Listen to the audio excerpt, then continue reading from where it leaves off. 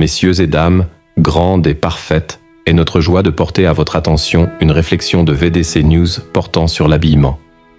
Installez-vous confortablement et place à la dégustation intellectuelle. Réflexion sur l'habillement. Commençons d'abord par insister sur ce fait. Dieu, notre Créateur, est la confusion, la nudité et l'extravagance vestimentaire en guise d'introduction.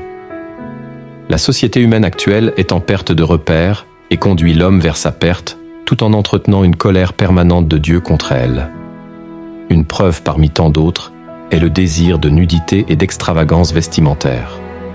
Cependant, Dieu est attentif à la manière dont les hommes et femmes s'habillent, des intentions affichées par leur style vestimentaire, l'histoire originelle du vêtement et sa raison d'être. Depuis les origines lointaines de l'humanité, Adam et Ève, les premiers occupants de la terre, et même le Créateur, ne se souciaient guère de la question du vêtement. Le péché réveille la conscience sur la nudité. C'est quand ils, Adam et Ève, pêchent contre Dieu qu'ils sont conscients de leur état et connaissent qu'ils sont nus. Genèse 3, verset 7. Cette connaissance nouvelle engendra une gêne et une insécurité morale qui les poussa à se couvrir avec des ceintures faites de feuilles de figue. Le métier de couturier naquit et le premier acte consista à fabriquer un cache, nudité ou sous-vêtements. Des sous-vêtements aux vêtements. Dieu, connaissant le danger que la nudité allait faire courir à l'humanité, compléta de façon exhaustive et surtout pédagogique l'habillement de Adam et Ève en leur faisant des habits de peau pour les couvrir entièrement. Genèse 3, verset 21.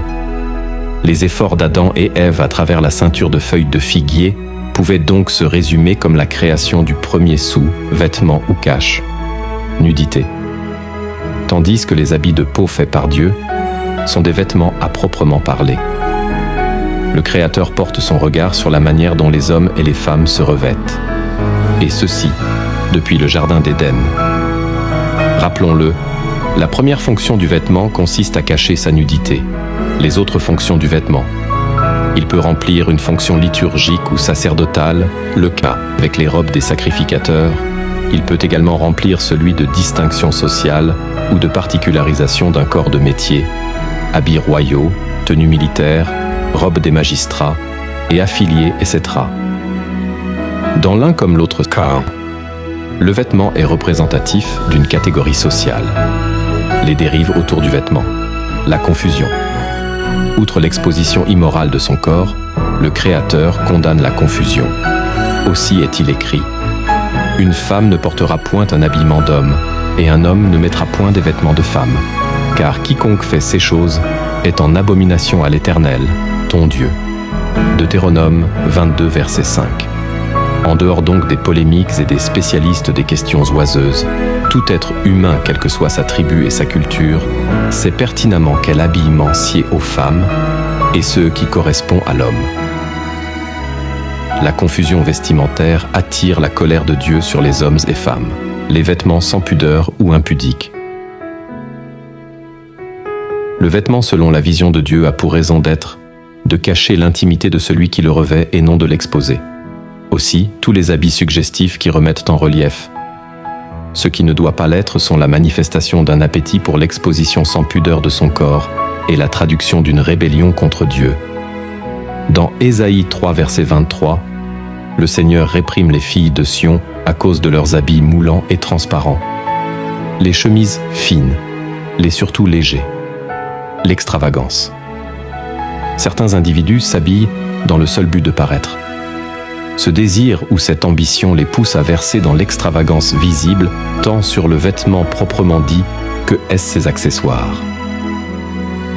Les filles orgueilleuses de Sion et leurs lointaines sœurs contemporaines aiment bien courir derrière la mode, et le m'as-tu vu en arborant les vêtements précieux et les larges tuniques, les manteaux et les gibecières, le bling-bling et le tape à l'œil.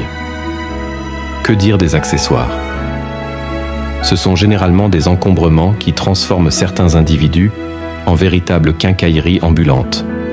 Les pendants d'oreilles, les bracelets, les chaînettes des pieds et les ceintures, les bagues et les anneaux du nez, les parures en or et perles et les tresses. Ésaïe 3, 19 à 23, 1 Timothée 2, 9.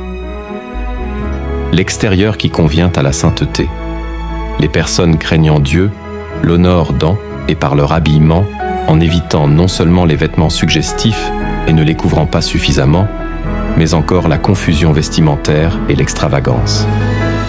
Un chrétien ou une chrétienne peut se vêtir d'un habit de bonne qualité et d'un certain prix, bien évidemment avec modestie, différent d'extravagant, décence et pudeur, 1 Timothée 2, 9, pour glorifier Dieu, évitant de tomber dans les travers cités plus haut.